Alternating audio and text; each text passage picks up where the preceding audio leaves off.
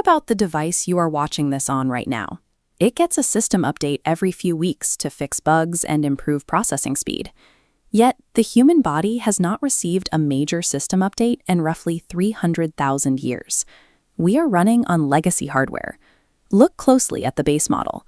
The chassis is fragile, the operating system is vulnerable to viral attacks, and it requires spending 1/3 of its entire life cycle offline just to recharge.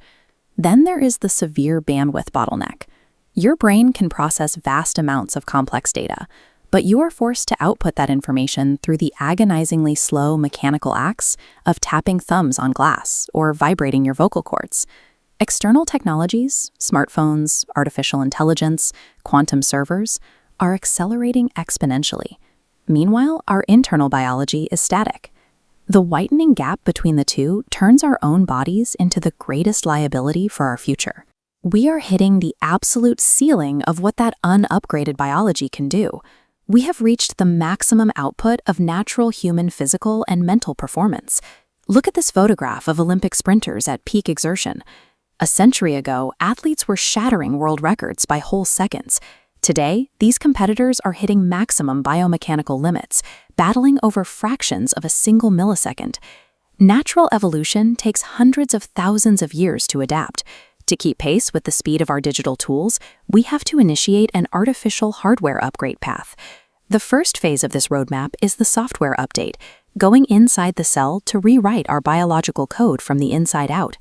Gene editing tools like CRISPR are moving beyond just patching fatal errors. We are learning to write new code that instructs the body to build traits like titanium-grade bone dose. Next comes the ultimate biological antivirus, nanotechnology patrolling the human bloodstream. Armies of microscopic bots will identify cellular damage and clear arterial plaque the moment it forms. By performing continuous maintenance on ourselves, they provide a constant, real-time defense against the physical degradation of aging. This rewriting of the internal code changes medicine from a system that reacts to sickness into an architecture that proactively designs health. While the software updates fix the inside, the hardware patches swap organic boundaries for cybernetic potential. Modular prosthetic limbs offer task-specific capabilities. You could swap in a high-torque arm for heavy construction, or high-tensile legs for sprinting across a city, treating limbs like interchangeable tools. But the ultimate hardware port is the brain-computer interface, or BCI. This creates a direct physical bridge connecting the human nervous system to the cloud. With a high-bandwidth BCI, two people can communicate silently at the speed of thought. You will process synthetic sensory data, literally seeing and feeling invisible data networks and Wi-Fi signals pulsing through your environment. When your brain is wired directly into the global network, the traditional limits of the physical body expand. You effectively inhabit both the physical world and the digital infrastructure simultaneously. Layering the genetic software updates over the cybernetic hardware patches gives us the 2126 flagship model, the scientifically plausible peak human in exactly 100 years. This is grounded reality. These humans will be resistant to disease, functionally immortal, and physically incapable of muscle fatigue. Mentally, the flagship model has instant thought-activated access to the entire repository of human knowledge through their neural uplink. The superpower of the next century is simply the perfect optimization of organic biology, fully synced with the world's data. However, major tech rollouts in history arrive with significant bugs and strict exclusivity. This bell curve visualizes current socioeconomic distribution. Biological upgrades will carry astronomical price tags.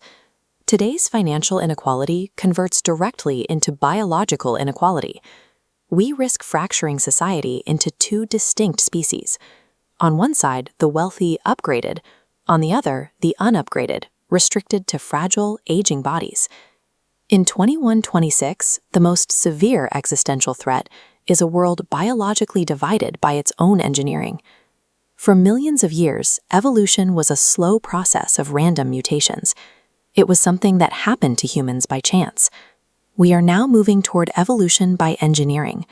We are making our biological development a conscious, designed choice. Upgrading our bodies changes how we process the universe, how we connect with each other, and the limits of our potential. It is a total redefinition of what it means to be human. This biological upgrade sequence isn't just a distant dream of the future. The system is booting up today.